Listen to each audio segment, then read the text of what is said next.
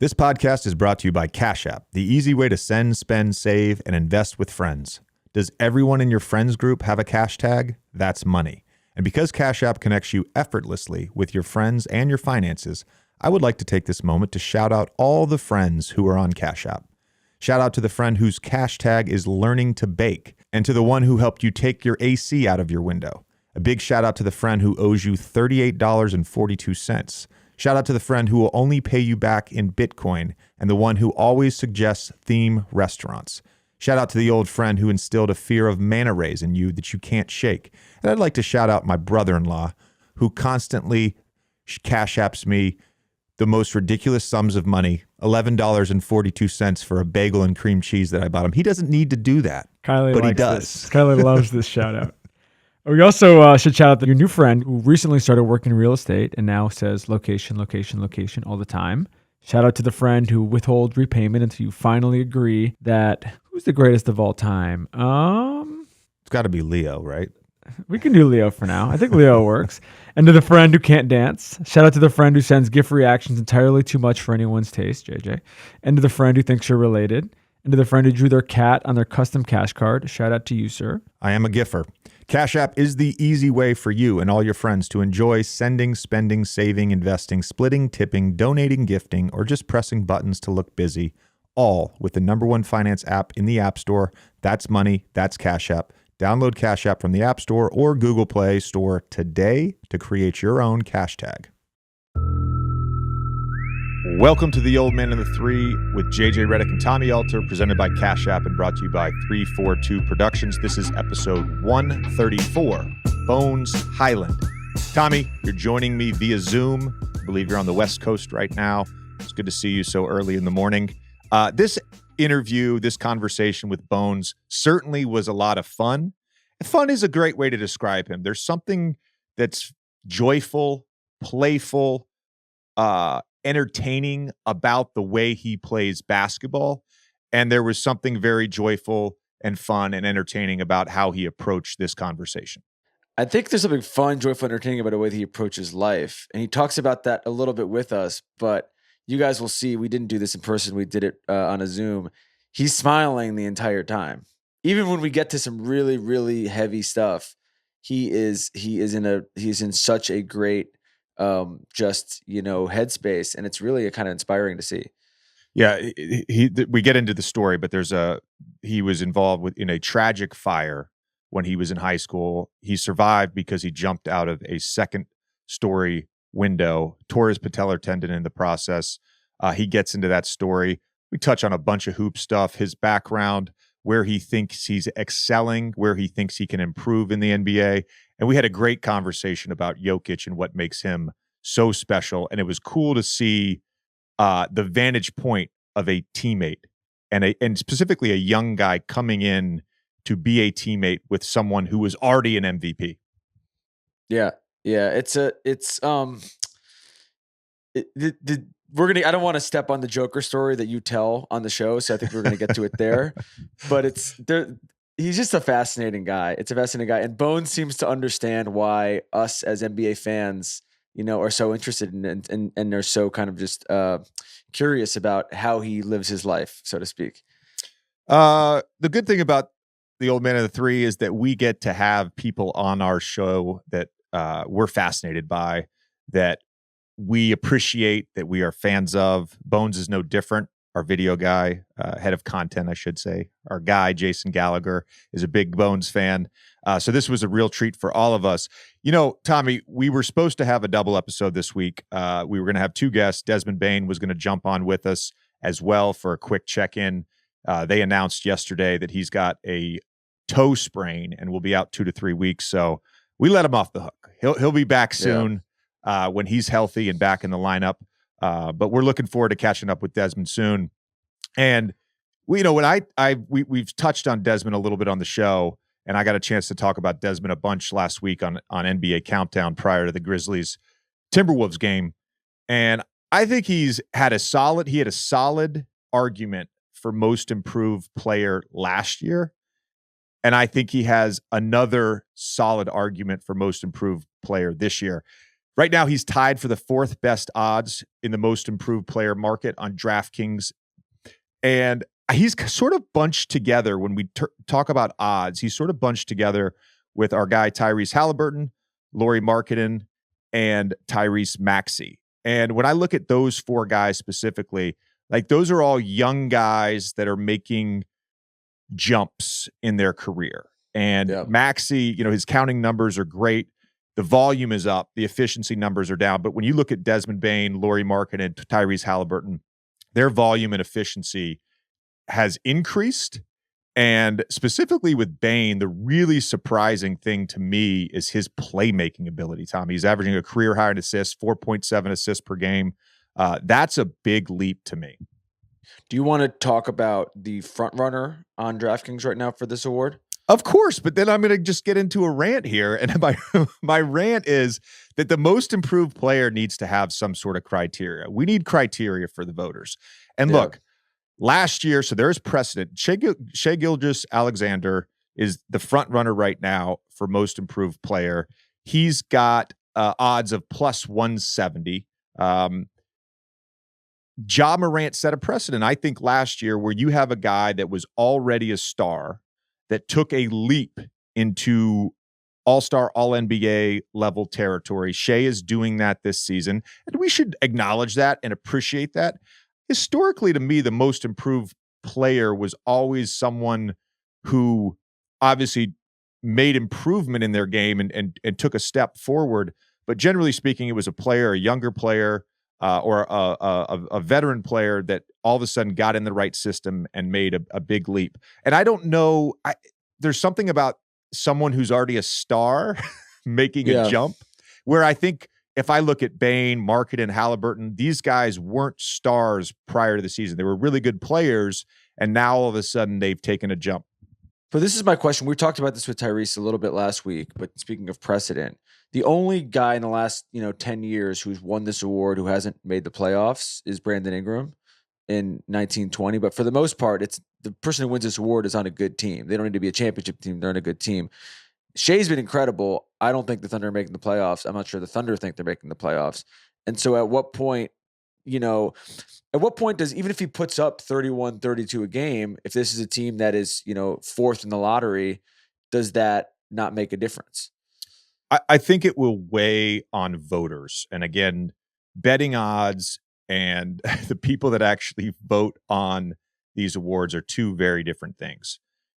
When you look at Shai specifically, he had really good efficiency numbers in his 3rd year. There was a pretty significant dip last year in his 4th year, and he's back to those same efficiency numbers that he had in his 3rd year. Now, the difference is the volume is way up.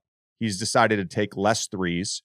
His 3-point shooting numbers are fine, but really it's the drives. We've all seen him.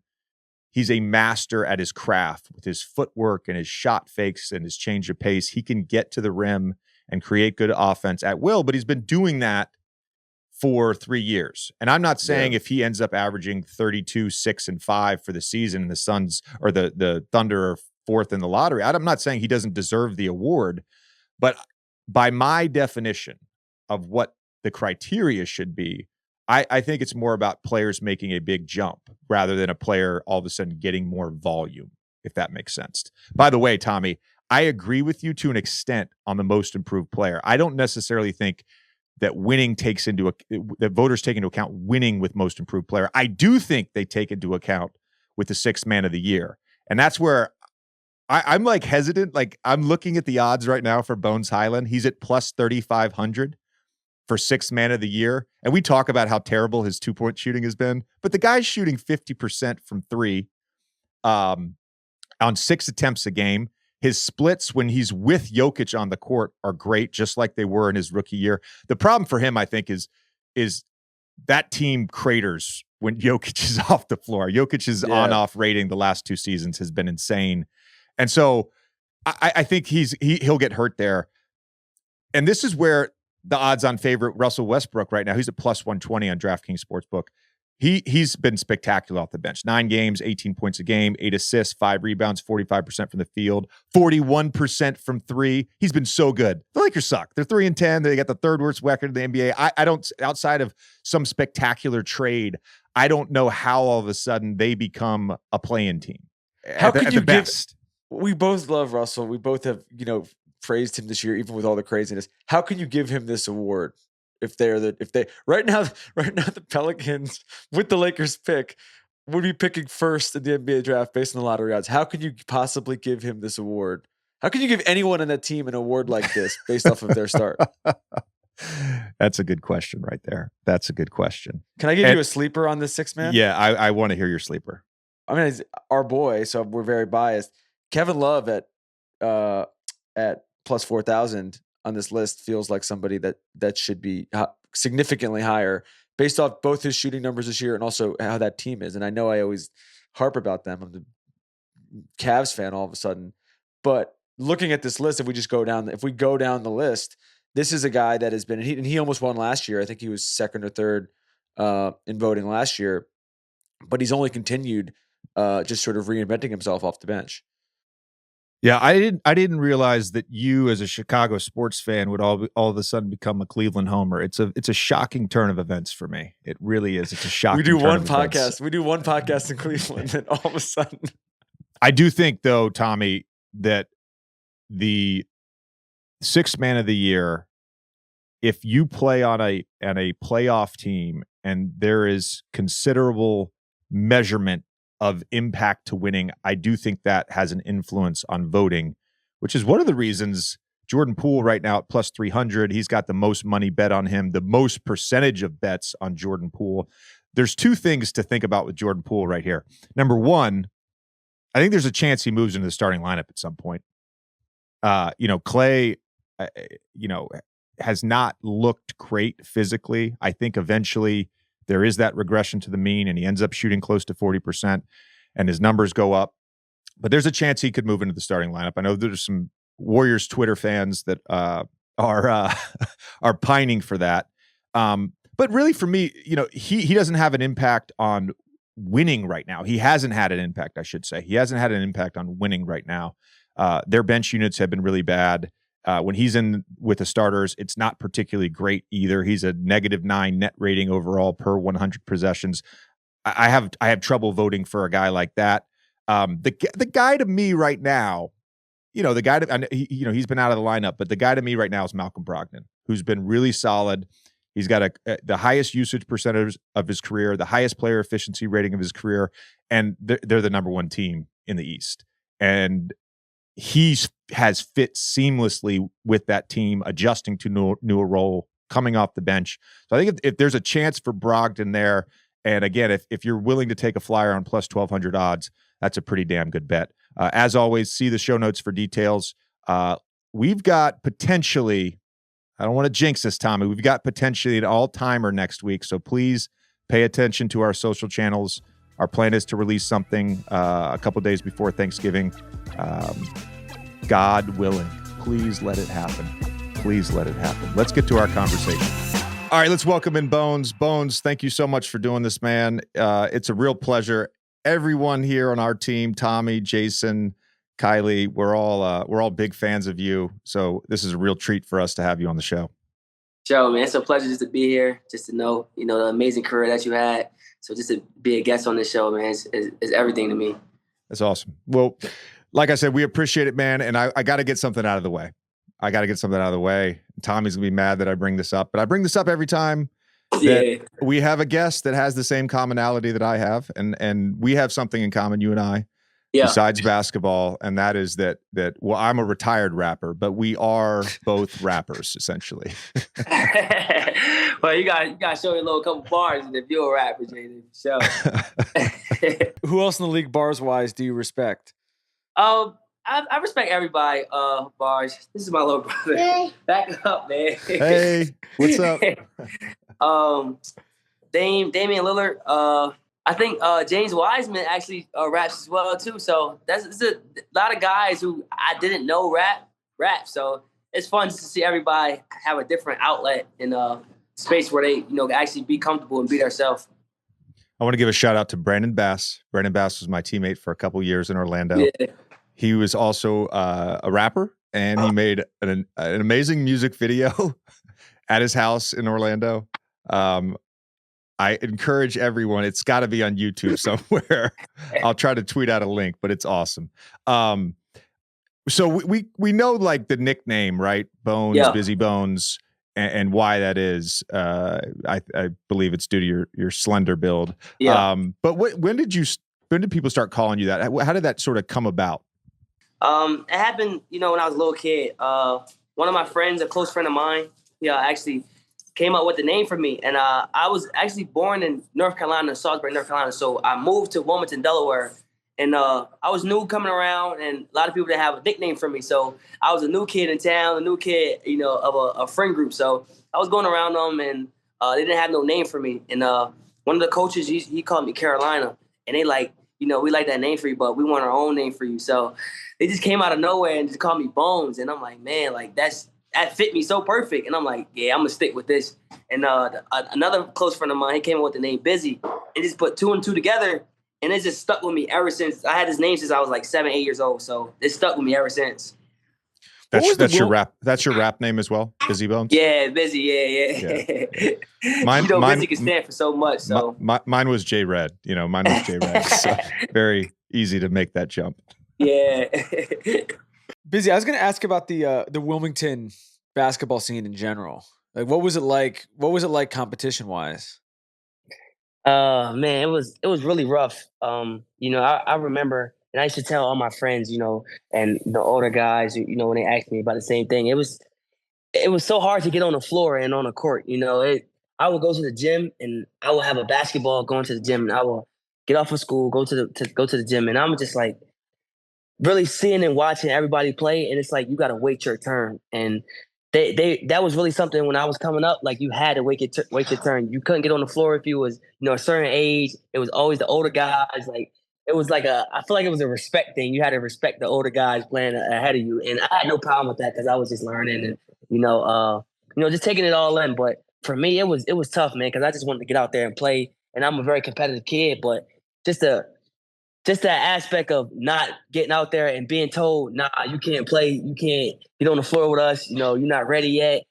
Hearing those words just makes you want to go much harder each and every day and go to the gym and, study and watch them, as being older than me. And it was really rough for me, man. It was rough. But just growing up, I really had to overcome that and understand, like, I had to wait my turn. There's a viral video of you actually posted 5 years ago. Yeah. I think it has 3.4 million views on YouTube. You playing at the park, 1-on-1. I think the title is you destroying 2 Philly trash talkers. Yeah. You actually beat the second guy 7-0. Tell us what happened that night. All right, so it's like that league is called a Czech Rock League, but you couldn't see the league playing. But we was at a league called Czech Rock League, and this was after the game. We was finished playing, so we just chilling on like a little stepping stool type of thing. We're just sitting on something, and we just chilling. But it started becoming like a comparison thing, and I really don't get compared, back at home, with other guys and stuff like that. And I was keeping myself out of the conversation. I wasn't having no conversation or comparing, this guy to this guy. And man, out of nowhere, one guy just said, yeah, like, I like me better than, Bones and da-da. And I heard it. I'm like, bro, what, bro? And I don't like them. Like I said, I'm very competitive. So just hearing those words, like, that just makes me instantly just tap into my mode. And I instantly said, man, like, you want to check up? Like, it's a court right there. Like, we could go over there and we could check up. And after that, I just feel like it was a pride thing with those two guys, and didn't really want to, come down to their senses and understand that they couldn't do nothing with me. So we went on to the court, and the first guy, I wasn't even supposed to be playing him, but I guess he was just a little brave. But the first guy got him out the way. Then the second guy I really wanted to play, and I didn't want him to touch the ball or score at all. Like, I wanted him to, feel that and understand, like, for the rest of his life that video will be on YouTube and you got 7-0, and I don't ever want you to I feel like that was a really humbling experience for him, like, to understand, like, bro, you have to be humble sometimes. I understand, like, don't compare yourself to nobody or put yourself over nobody. Be humble. So, no, I feel like that was a very humbling experience for him. And that's really how I started. And ever since then, I didn't think that video would blow up, but it literally blew up overnight in like 2 nights, man. And ever since then, like, I got to the league, everybody be like, man, that's the kid that, had that video at the park. And just to be remembered off of that, because I'm a type of guy, I grew up on street ball. So just to be remembered, from people remember me off of a street ball setting and playing in a street ball setting, that's big for me. How old were you when this happened? You're 17? 17, yeah. I think, yeah. 17. So I can't pass this opportunity up to tell one of my favorite stories of my life. I knew this was coming. This is a good time to tell. But it's a very I didn't have YouTube growing up, unfortunately. But my sophomore year after school was out, I was visiting my girlfriend at the time who lived in Minneapolis, and I went to the Lifetime Fitness. Her little brother rebounded me for like an hour, and I noticed this guy to the side who was watching my workout.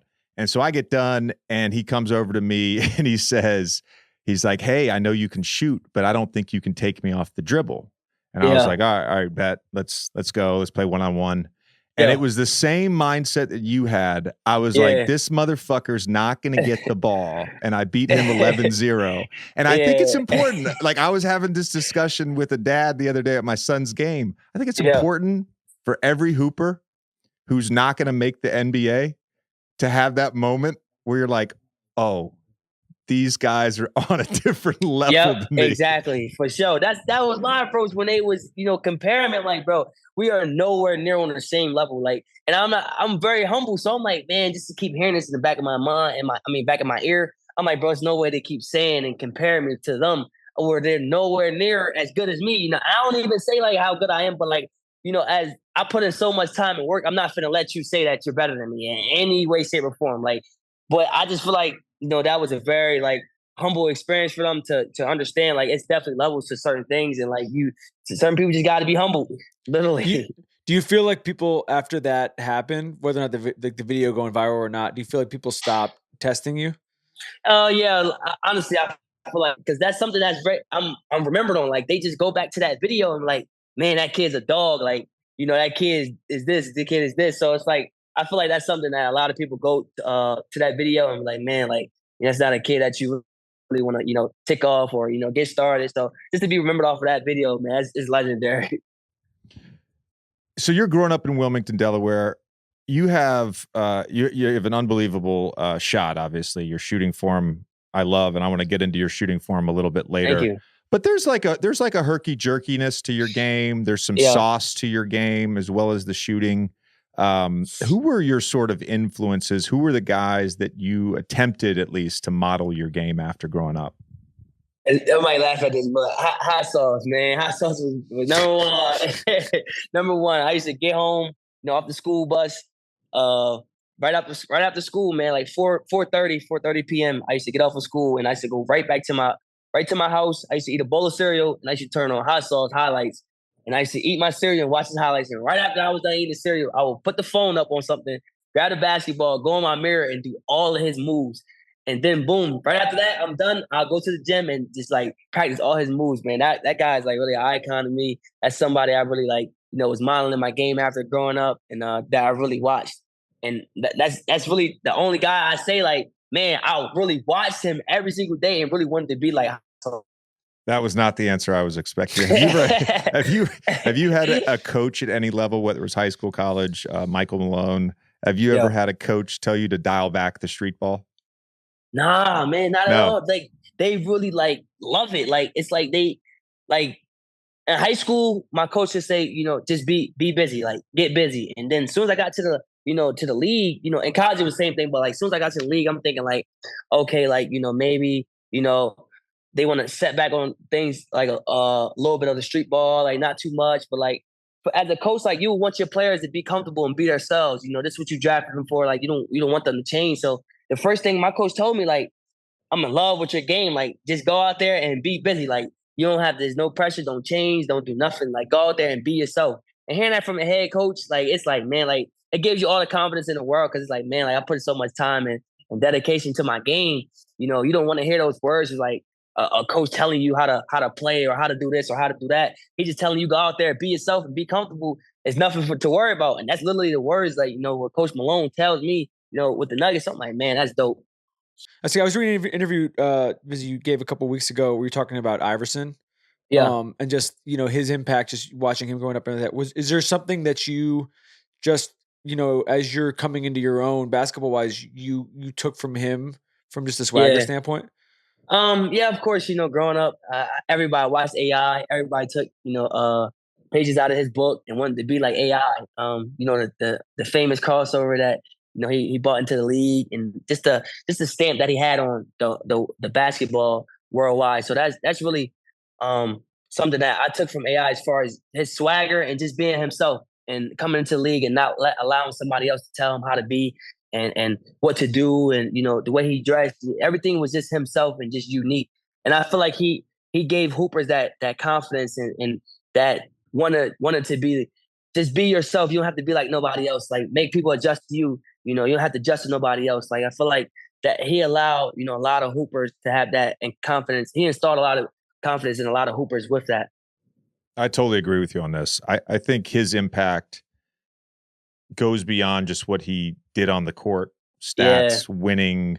There was something about his swagger, his approach, the fact that he was one of one. And I think you could make an argument, and certainly there were guys before him in the NBA, but you could make an argument, I think, that AI influenced this era of player empowerment and individualization as much as anyone. Kobe as well, of course. Yeah.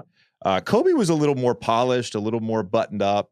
Yeah. But AI was just AI. And I think there's a lot of guys that, I don't remember guys having cornrows before AI, and then AI got cornrows and everybody got them. It was like tattoos. I probably got tattoos because of AI. To be honest with man. You. Literally, I can't do cornrows, so. But nah, man, he made it so comfortable for you as a hooper to just really just be yourself, man. I always think AI, because I talk to AI here and there, so just to talk to one of the greats and just to.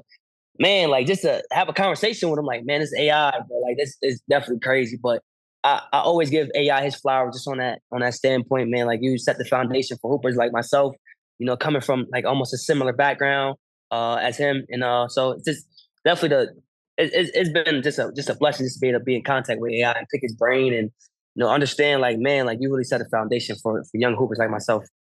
I wanted to ask about the recruiting process for you. There's obviously a lot of guys now that don't come from traditional power conference schools, but you were a fairly highly rated high school recruit. How did you sort of end up at VCU? So VCU recruited me probably my junior year or sophomore year of high school. I can't remember. It was one of those two, but they was actually like one of the first ones or first schools that was really interested into me. And when I had experienced, a real house fire tragedy, it was like they really like installed that love and really comfort me with a lot of love, man. And I needed that. And I had all the other schools like Michigan, Kansas, like I had big schools and big high major schools, but I didn't feel that love from them. And I feel like as an athlete, you should go somewhere where you're loved and where they really genuinely love you for you and not just your basketball talents. You feel what I'm saying? So it's like, that's how I felt like, what VCU poured onto me. Like it was bigger than just basketball with me. I knew basketball was going to take care of itself for me just from the standpoint I put so much work in. I felt like basketball was not a problem for me. It was more so off the floor and what I was going through. So, VCU, like, as soon as that happened, man, they came down, they gave me whatever I needed, as far as helping out with my family, just being there for me, calling me every day, checking on me. I didn't even commit yet. And I'm like, man, like, dang, like, they don't have to, be there so much when they got kids that they had to worry about at the school already that committed there. I ain't even committed there. And they showing me 110, support. So that was like a no-brain for me. And once I committed there, it was the same love. And when I got on campus, it was the same love. So I'm like, man, nothing changed here. I'm like, man, it's this. And, picking a school, it can make or break you because maybe you get there and you're not playing as much. And, every kid dream is to get to the NBA. So if you get there and you're not playing, maybe you transfer. Now scouts looking, oh, maybe is you the problem or is the coaches? What's going on? Get to another school, it's not working out. Now you at the bottom of the barrel. So I'm very thankful for a school like VCU who took me in with open arms and allowed me to be myself and really pour that love onto me. So picking VCU, man, that was like a no brainer to me. Even though like it was a mid major school, I felt like it was a high major at the same time. You brought up the fire, the tragic fire Yeah. that you were in. You were on the second floor. You jumped down. You tore your patella tendon. Your grandmother and 2 cousins passed away.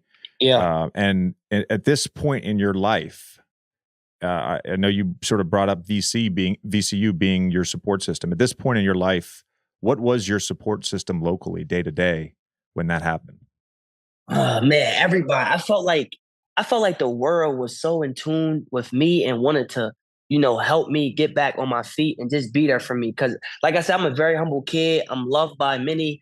My personality is, I give off, so much joy to others. I felt like when that happened, people like, man, no way that happened to Bones, what can we do? What can we do to help him? I felt so much love worldwide from just everybody. And I always live by you do good by people, you always good back. So I felt that love so much from just everybody and just from my city, from other states, from people like I didn't even know, like donating thousands of dollars just so we could get back, try to buy a new home, just little things like that where I'm forever grateful for just to see people be so tapped in what was going on with my life. They didn't have to do that. Like I said, they got so much other stuff going on, but it's the fact that take like an hour out of that day, 30 minutes out of that day to see, what's the update on my life, how I'm doing, how I'm recovering. That was everything to me, man. I couldn't ask for nothing better than that.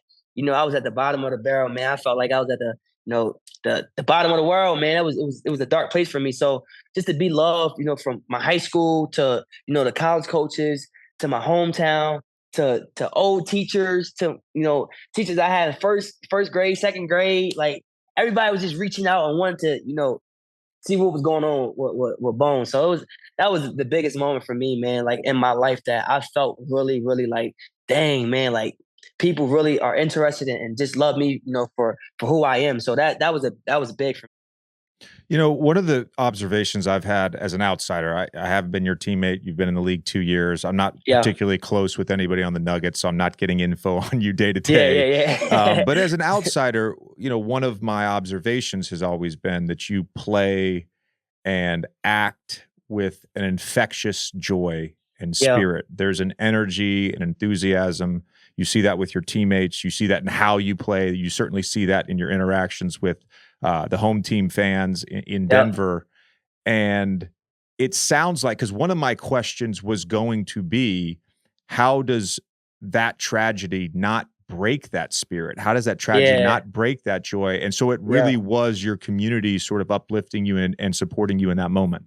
Yeah, for sure. And also, like just not taking anything for granted. I always been a kid, like, man, I take everything like I don't take I don't take anything for granted. I'm the type of kid, I appreciate everything. Like if it's something little, if it's something, big, like I always be appreciative of it because at the same time, somebody they didn't have to do that for me or, I'm just a very thankful kid. So at that time, I'm just like, man, like, why wouldn't I have a smile on my face?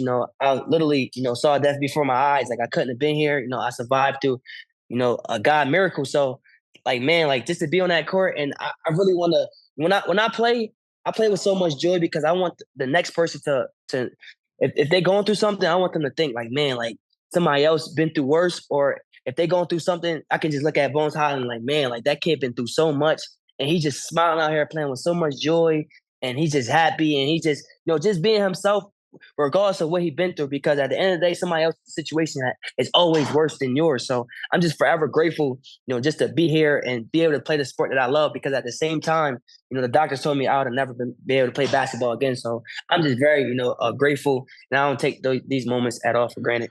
I was going to ask you about that, about the physical recovery. What was that process like? Emotional, where it was a mental aspect, everything was just hard for me, man. Like just being away from basketball for 7, 8 months. And just like battling, the tragedy, but also, dealing with trying to get back and recover my knee and get back on the floor. So just battling those two was very, very hard for me. And if I didn't have friends like around me, like I probably still wouldn't be here to this day again, because I feel like I would have really like been in a really even darker place just to understand, just to have to go through that on my own, man, that would have been tough, man. So I really appreciate all my friends that was around me each and every day, and they didn't want to leave me at all by myself. And I'm just very thankful for that as well, too, man. Like just them just to be around me was everything for me. Being around family, close friends, and just everything for me. That was everything. I don't want to sort of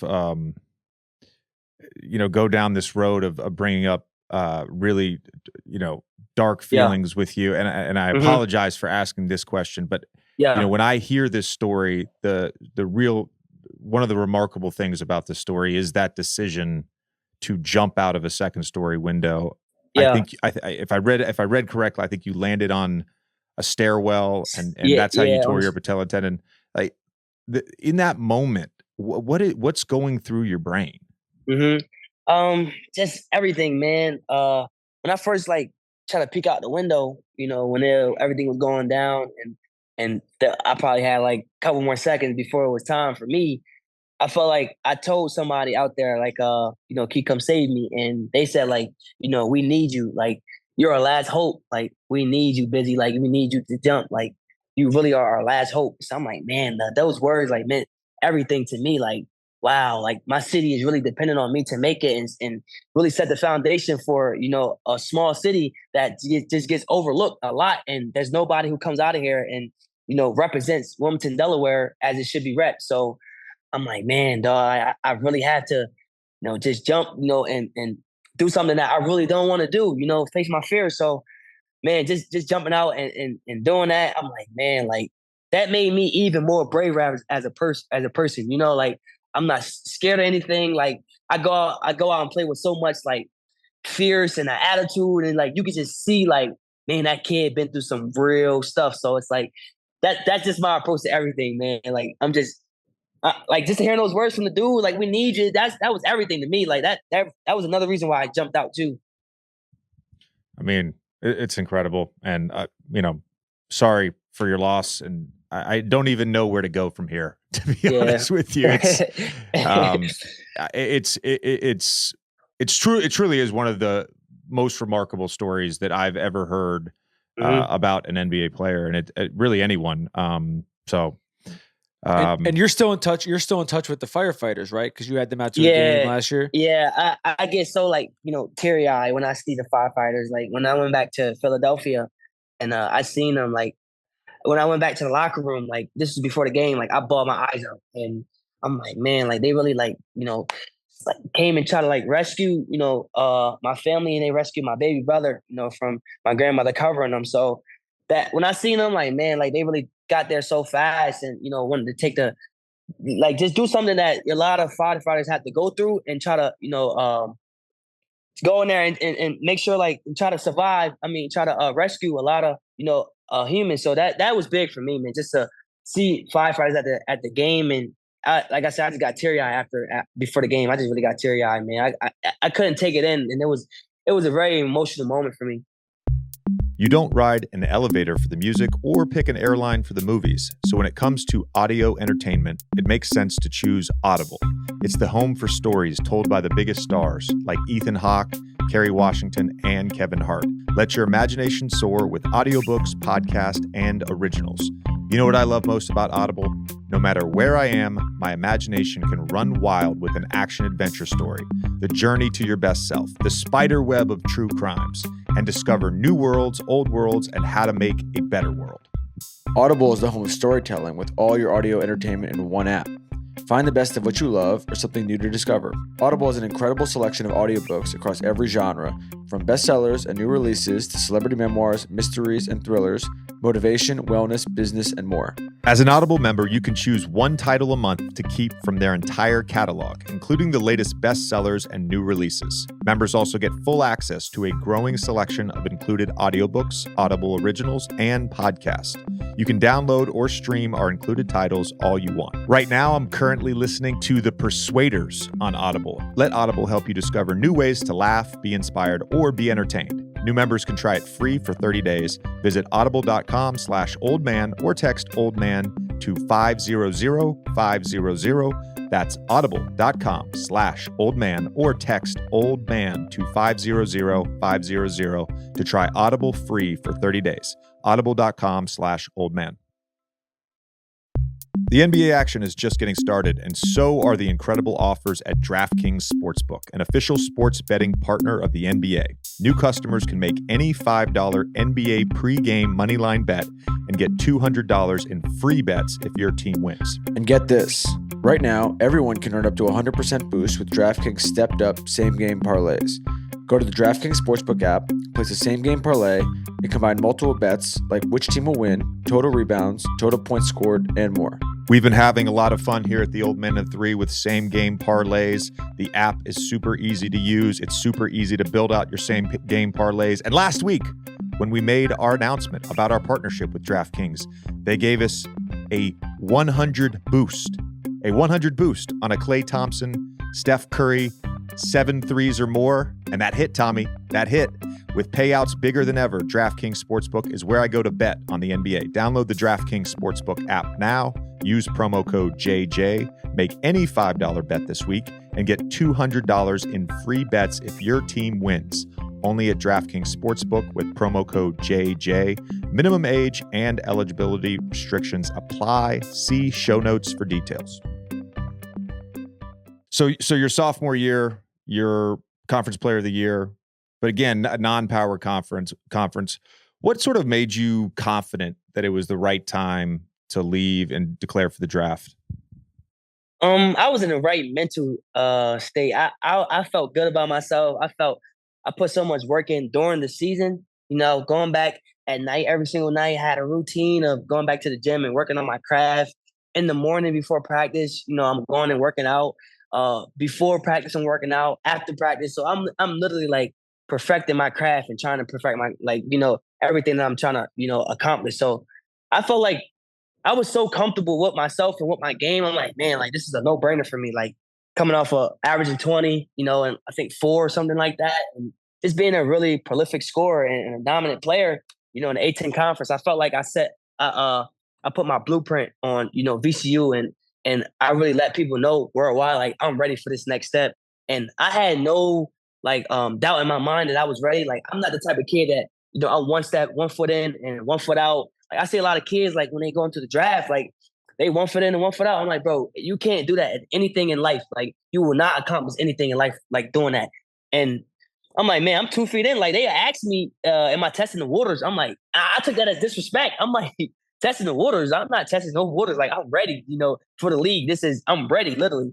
And I just really took that as disrespect. But you know, as an athlete, I feel like you should be doing everything with 2 feet in. And as a one of like a friend of mine, he tried to come out last year and he asked me like, yeah, like I'm like 1 foot in and 1 foot out. I don't really know what to do. I'm like, listen, like if you want to take this step, you got to be literally put your big boy pants on and you got to go full throttle with it. Like you can't like, oh man, like I don't know what to do. I'm relying on this person. It's literally when you're going through that pre-draft process, it's literally yourself, your thoughts, and you have to prove to everybody why you're a first rounder, why you this pick, and why you're ready. You can't depend on nobody else. Can't depend on your agent. You got to go out there and perform. So I feel like I was ready, man.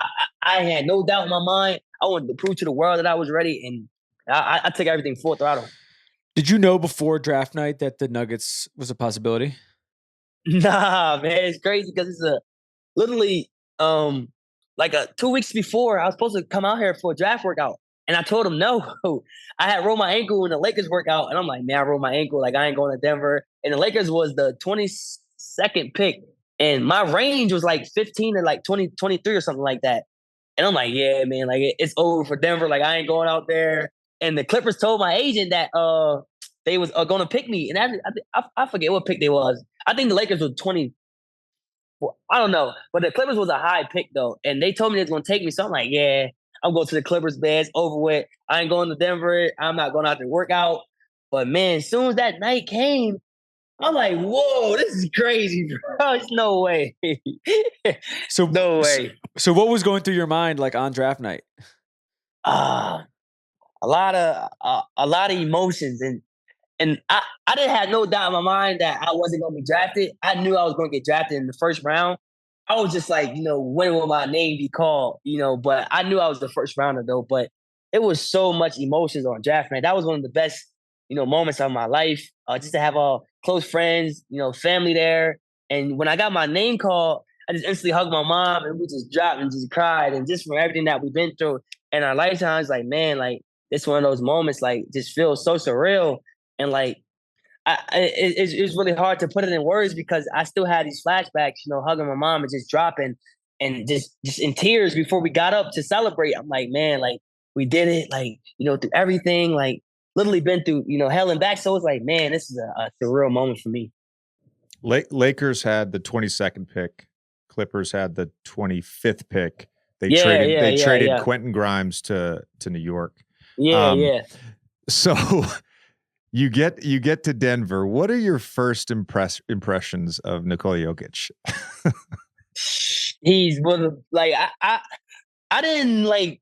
So before I got there, I didn't have no impression on or try to think like how he is. I was just like, okay, let me just go see how he is in person. And when I first seen him, I'm like, bro, it don't even feel real. Like this is how Yoke act. Like, coming off of being an MVP. So like, dang, like this guy's very humble. Like he doesn't want to talk about no accolades. Like it's just straight work and it ain't nothing else. Like it's all about team and winning. And everything else, all the accolades is just like, I'm not saying like he don't care about it, but he don't speak about it. He don't want to talk about it. Like it's just, okay, just throw it to the side. I just want to win a championship and multiple championships. That's really just his day-to-day approach. And I'm like, man, like just to have a teammate like that. And like, man, because that's something that that's a dream of mine. I want to accomplish that as well too. So just to see that from him, like, man, like that's a very humble guy. And I'm a humble guy myself. So just look at Yoke, like, man, you want somebody like that leading your franchise, and like, man, like you can look at Yoke and be like, man, Yoke doing it. Yoke a back-to-back MVP. He's a very humble guy, and that's something that a kid can look up to.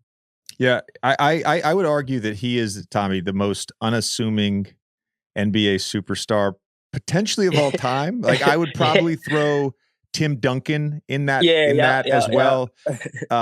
Timmy was like that. So I did y'all's game a couple weeks ago in Denver against the Lakers. Yeah. And I went with the ESPN crew to STK afterwards. Yeah. And the staff was like, oh, Jokic is coming in tonight. Jokic is coming in. So he rolls in with his brothers, of course. And he comes over and says hi to our table. He comes over to me and he's like, yo, I didn't even know you were doing ESPN. I'm not on social media. Yeah. I don't really know anything. That's awesome. He's like, I know you have the podcast. And I had to shoot my shot. So I'm like, you're welcome on the show anytime. Anytime. I know you probably would never do it. And he's like, yeah, you're right. I'd never do it. That's really him, yo. He don't want to do anything regarding no thing that's going to be on social media. Man. He does not have zero. He has zero interest in that. Think about this. This guy's won 2 MVPs. I just looked it up today. He's number one almost every advanced stat. Like so Raptor 538's advanced stat, like all encompassing advanced stat. He's number 1 in the league again this year. Yep. This dude is like the best or one of the best NBA players in the world, and all we know about him is that he likes horses. Like that's all we know about him. You don't know anything. I'm his teammate. That's all I know. I'm his teammate, bro. That's all I know is that he likes horses. He's just on his phone and he watching horses all day. Like, it's literally all you will know about him. Like, his private life, you won't know. Like, nothing. Like, I was recently just on a flight with his wife. And I'm like, wait, that's Yoke's wife. And I was under weather, so I didn't want to go over there. She had a baby. I didn't want to, go over there and talk to them and get something to them. They have a newborn. So I'm like, man, this is, they come back on a flight. Like, just to just to see how private they are. That's something that you would look forward to or look up to as well too, just to see how off the grid they are. Was there a particular play, maybe a pass or something like that, when you first got to Denver, where you're like, oh yeah, this dude is just different? Yeah, the one in I think it was against the Spurs. It was a pick and roll play. Came off. They hit him in the pocket. No, they loft the ball over. He knew the guy was coming over and just smacked it. He didn't even look at AG. He just smacked it and he didn't even look at him. AG caught it and just dunked it. I'm like, bro, like, how did you know he was just there and you just tipped the ball like it was a volleyball? Bro, that was like one of the craziest passes I ever seen in my life. He didn't even look at it. It's literally like he lofted it and he just tapped it and then went to AG and banged it. I'm like, man, that's insane, bro. Crazy. He has some crazy highlight passes, but there is something. Maybe you'll agree with me. Maybe you'll push back on it. There's something that's very ho-hum about his game, partially because of just how he moves. He just kind of moves at his own speed and his own cadence. But I get into an argument all the time with my 8-year-old son, Knox, because we'll ask him, who's your favorite players? And he'll say Steph, Luka. Yeah. And one day he said to me, you know who my least favorite player is? And I was like, no, who's like Jokic. I'm like, Jokic? Why? Why is Jokic your least favorite player? And he says, well, he doesn't have any good YouTube highlights. That's what he told me. And I'm like, what YouTube highlights are you watching, bro? Because the game I was doing against y'all, he had this ridiculous one-legged step back from the top of the key. Yes, I was just like, that's sick. That's sick. That's a highlight. I think it's because it's not so flashy. It's not like he got a real old school slow game. Like a lot of people, and that's why I feel like he don't get a lot of press in the NBA because like I feel like they think, oh, it's not going to bring back revenue or it's not going to bring back this, and so I feel like they don't cover him as much just the fact on like he's not an exciting player. But when you really watch him, where he's doing some exciting things, though, you just really have to watch the game. So yeah, I don't know. I think that brings up a good point, and there's an element. Not only for casual NBA fans, but there's an element for even Twitter diehards where I think we sort of take him for granted. As a teammate, night to night, do you ever find yourself taking what he does for granted?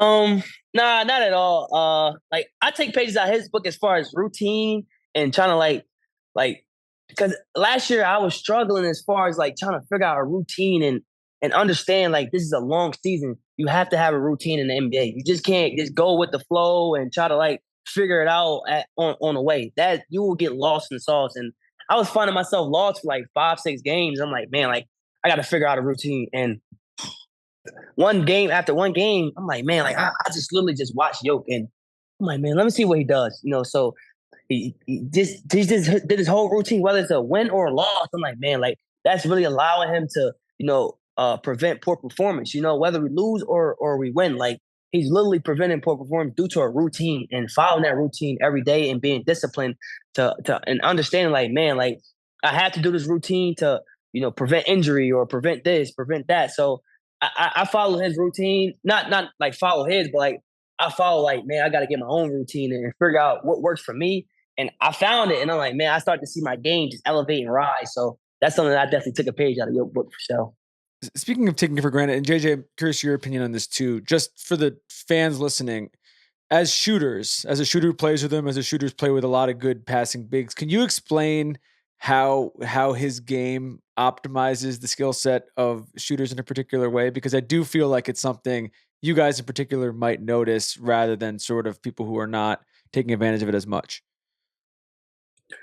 I feel like, so you're saying like reword it for me because he's such an incredible passer, and like Luke is like this, LeBron's like such an incredible passer that he has the ability to create open looks in a way that other guys might not be able to. Yeah, for sure. Just the fact that he just generates so much attention on the court. Like I feel like if you in the corner, like if he gets the ball in a certain spot on the floor, the pass is coming. Like he just whip it to the corner out of nowhere, but you to have your hands ready. So just playing with a guy like that can make those passes, I feel like average, like not even an average NBA player, because it's superstars in the NBA right now that can't make those passes, and you'll be in the corner wide open. So that's something that I don't take for granted just playing with Yoke, because like he's literally finding you, when a lot of other guys like in the league, if you're playing with somebody else, they won't find you being in the corner, deep corner like that. Like it's just so much attention that he's generating. Like you have to be ready to knock down a shot. And I feel like you can get easily 8 to 10 points just by being in the game, for that little spurt of time with him, just being in the game with him and just being ready to shoot the ball. So that's something that I don't take for granted. Playing on a team with Yoke. Yeah, I think it's the timing of the passes. Like he's never a beat late, and he can sort of anticipate that help defender leaning the wrong way, so his movement's coming into the paint, and as soon as he sees that, the ball's on a zip line right to you. On time, on target, right? Those are the best passes if you're a shooter, on time, on target. Yep. Actually, in 2019, when I was a free agent, it became sort of clear that Philly was not going to give me a real contract offer. And so I was sort of looking at other options, and Denver was an option. It was for the full mid-level on a 2-year deal, and I really wanted a 3rd year. But like that was the reason. I mean, I was like, I can go play with Jokic. And for me, somebody who moves without the ball and cuts a lot, or I did cut a lot. I can't cut anymore, but I did cut a lot. Like I just envisioned like, I'm gonna get 2 wide open threes and 2 layups every game without even having to like create. I just gotta move at all. And I feel like, just like on that aspect where I said like it's you literally get 8 to 10 points just being in a game with him, just in literally a 4-minute spurt. Like you literally could get 8 to 10 points just by just being ready, moving without the ball, cutting, setting the screen for him, and then rolling to the basket. He just dime you easily. He got a wild layup. So that's just playing with him and understanding how he plays and also like generate my own flair, in that I'm like, dang man, I like definitely got something for sure. Like as far as the team, like man, he got something. Like it's just so much dynamic scores, and also a guy like Yoke that can pass like that. Yeah, it's definitely trouble. You mentioned figuring out a routine. I noticed as I got later in my career, my routine was so important to me, and it was something that I tried to help young guys with. As they sort of entered the NBA and were figuring things out, I would preach that to them. Outside of that, what were some of the other early adjustments that you felt like you had to make to the NBA, whether that was on the court or off the court? On the court, remember this? I don't know if it was the first game I checked in or it was like as the season was going on for the first couple of games. I checked in and I was like, I think I was like low man, and I had to sprint out to like contest a shot, and just to see how fast like NBA players just rip the ball and go was just insane to me. I'm like, bro, they moving mad fast, bro. Like you really have to be on like your P's and Q's when you're closing out. Everybody's so quick and they got a quick like first step. So that's something I had to understand and get used to, like and understand how to close out on NBA players, because like you can't, everybody in the league can shoot a 3 ball. Like you can't like underestimate somebody from shooting 3. Everybody can make a 3. So you have to close out proper. You got to run guys off, you got to chase guys. So that's something that I had to adjust to very fast, because like you get blown by off of swing opportunities too. So that's something that I really had to adjust to fast. I do think that the speed with which you have to process information, that's the hardest part as a young player. I know it was for me. And even coming back from an injury, if you sit out for 2-3 weeks, by the end of that second week, I'd be watching the game and I'd be like, wow, this is happening so fast. And then so there's that fast, adjustment bro. Period coming back where your brain and your body sort of have to catch up and be on the same page. That's a real struggle for young guys. Was there a player your rookie year that you guarded that you were just like, oh, this dude is different. This guy is different. Like I had to guard Kyrie in transition one time, and just he's just coming at you downhill full speed, man. I'm like, oh, it's like he had you on your toes the whole time. And like I try to like fake at it and reach at him one way, and he just reacted so fast and like Euroed me and just for the layup. And it was an and one. I'm like, yeah, like dude cold, man. That like not a lot of guys are really good in transition and have that quick react time, So And I'm that type of guy that has that, quick react time. So when he did it, I'm like, man, this guy cold, man. He definitely cold. So just to guard Kyrie in that aspect. And also guys like Steph too, like you take your eyes off him one moment, he's already shooting the ball. So it's like you got to be on point, for a lot of things like that. Trae Young, how quick he is, just to change direction when coming up the screen, how dynamic he can be. So, guys like that too. Ja too, how, shifty and, crafty he is as well. So a lot of guys like that. I was going to ask you about the Game 4 experience against the Warriors. What was that? Can you walk us through what your emotions were like? You're going to have a lot of big games in your career, but like this was sort of one that felt like it was putting you on the map a little bit. Yeah, for sure. I knew I was due for a moment like that in a game like that on the biggest stage, of my life in this series. And that day, like I feel like I don't know if it was the day before or it was like a couple hours before the game. Like I was just telling myself, like, yo, this the game, man. Like I'm finna go crazy. Like this the game. And man, like when the first shot I had shot, it had hit the back iron and it came off. I'm like, man, and I don't get discouraged off of missed shots. I know I'm a great shooter, so I'm like, I know I'm about to still go off. So literally right after that, I come down, hit a bomb. I'm like, oh yeah, it's on now. So I hit one, I come back down, I get my rhythm now. I do a couple in between rhythm shots. I'm like, yeah, that one dropped. So boom, they had missed. So I'm like, yeah, it's on. I'm ready to light the whole arena on fire now. So they missed. I'm like, they already know I'm not passing. My teammates know I'm not passing. So I get the ball, like I come down. I'm like, yeah, this is a heat check for me. I'm letting this go. I let it go, man. That was like one of the best moments of my life, man. That moment was insane. I got that picture on my wall when I run into the fans. I was smacking the hands. I got a picture of my bedroom. I always look at that picture like, man, this is a playoff moment for me. Just to watch playoff basketball when I was little. I'm actually in the playoff game, and I helped my team win the game. So that was big, man.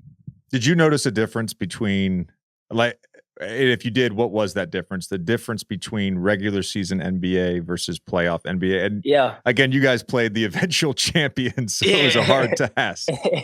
For sure. The difference is the atmosphere and how electric each time you have the ball, you have to you have to value it. Like you have to limit all the turnovers. You have to value every possession you got. And especially a team like the Warriors, like you got to value all your possessions. Because I remember a game and we lost. We was up like, I believe 13. I think in the fourth quarter, they just bombed us away and came all the way back and won at home. We were supposed to win that game. So just to be valuing every possession is big, man. Just to understand how electric games are in playoffs. Like one spurt can change the whole game and you lost all your momentum. Now the whole crowd is into it because now this is like, it's like do or die moments. Everybody's into it. Everybody's looking at every single play. So that like the electric of playoff basketball is the most interesting thing about playoff basketball. I talked earlier about your shooting form, which is something I want to discuss in 1 second. But I do want to ask you how much shit you get for the fact that you're shooting 50% from three on almost 6 attempts a game, but you're shooting 27% from two. Yeah. What? And again, last year that wasn't the case. You shot a fine percentage of two. What's going on there? What's going on? It's crazy. So I'll get in the lane, and I'm a really good finisher. So when I'm getting in the lane or I'm shooting my middies, I just feel like sometimes it come off a little hard, and I'm like, man, why I shoot so much of them? I work on my game so much. Bro, why is it coming out so hard? When I get in the lane, I get my pass to my defender. I get the ball on the backboard, but it just to come off. I'm like, man, I'm getting into the lane whenever I want, get to the basket whenever I want. It's just like, man, it ain't dropping. So I was like, all right, you gotta deal with it, man. But one thing, for me, I always know, my numbers always rise. I'm not the type of kid that get so discouraged or down on myself, because I know how much work that I put in. And I'm not the type of guy that lives off of numbers. Numbers don't make me, I just love basketball so much. I'm going out there playing and having fun, but I feel like now it's a numbers game, so everybody's so much in tune to it. But for me, I'm not the type of kid, I'm so satisfied on the numbers. I'm just having fun, going out there and just being myself. But at the same time, a lot of, numbers are, what a lot of guys get paid off of. So, I feel but at the same time, for me, it don't make me, but I know my numbers are rise, in that 2-point field goal percentage though. Cause I definitely seen that though the other day. I'm not gonna lie, dude. I seen that.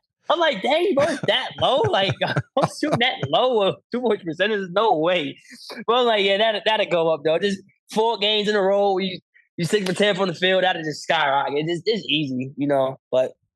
Yeah, my last year playing on one leg, I think I shot under 40% from 2. I wasn't proud of that. I think I shot 39 for the season. I wasn't proud of it. I wasn't proud of it. As shooters and ball players that we are, like, man, that ain't me right there. Like, we know that ain't us. So it's like, you just throw that on the bridge. I'm gonna fix that easy. So, your form. We discussed this with Trae Young. We discussed this with Bradley Beal.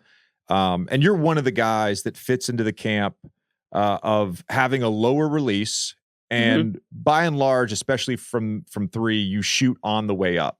And my theory on that is essentially it allows you to sort of extend your range. And you were shooting NBA threes way before you got to the NBA. You were shooting from 8 feet behind the line in college. When did you start developing that range? Whether that was high school, middle school, because it really is a very unique aspect of your game. So I was a little kid. My cousin Tink, he used to always like put me through this one drill where it's like all around the world, basically. But I had to make a certain amount in a row to move on to the next spot. And he had me doing this every single day, man. And it was one day where I was really frustrated because I couldn't make as much as I wanted in a row. And but he has been going all around the free throw line. In the 3-point line, but then like I move out close, like deeper, and he had me shooting out there farther, and I was very comfortable at a young age. I had more of like a push shot like that, but it was still like accurate. Like I was making a lot of shots like that, and then I had to do like a real transition drill and make a certain amount in a row in a certain amount of time, and I couldn't leave the gym till I did it. So just to be put through those drills at a young age, I feel like that helped my muscle memory at a young age and allowed me to be comfortable shooting that far. And have that confidence just to willing to shoot those bombs, and it's so easy. I feel like it's so easier to shoot farther for me than on the line. Like I feel like when a lot of people ask me, like, if you see me shooting a line, you'll see me barely like put any momentum to it because it's like it feel like almost like a free throw. Like it's just so easy. But when I'm out farther, I'm much more comfortable. Busy. We have a lot of younger kids who watch the show. And listen to the show, watch the show. You have such an amazing story, and we're grateful for you telling it to us. Do you have any advice to kids in middle school, high school who watch the show about just sort of like some of the lessons you've learned in terms of persevering to get to this point? Oh yeah, of course. My main thing that I live by is never let somebody else's career dictate your career, or never let somebody else say so. Affect you as a person or as an athlete. Just because they saying this about you, that don't mean that's true, or you have to agree on it, and that it makes you.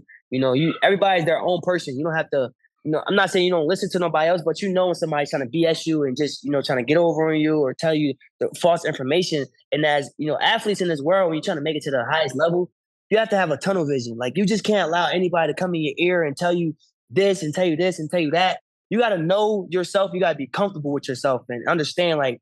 Okay, I'm me. I'm comfortable in my own skin. I'm not gonna let somebody else tell me some BS. And I feel like, he's right. He's man, like dang, like now you're losing yourself as a player. Now you're not even comfortable with yourself no more. So that was me when I was growing up. I never let somebody else tell me, what I can be and what I'm not gonna be. So I feel like that was just my approach all the time. I knew what I wanted to be, and I know I'm gonna accomplish that goal regardless of what somebody else had to say about me.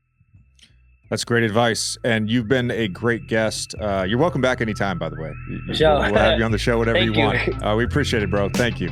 Thank you. Thank you, guys. Appreciate it.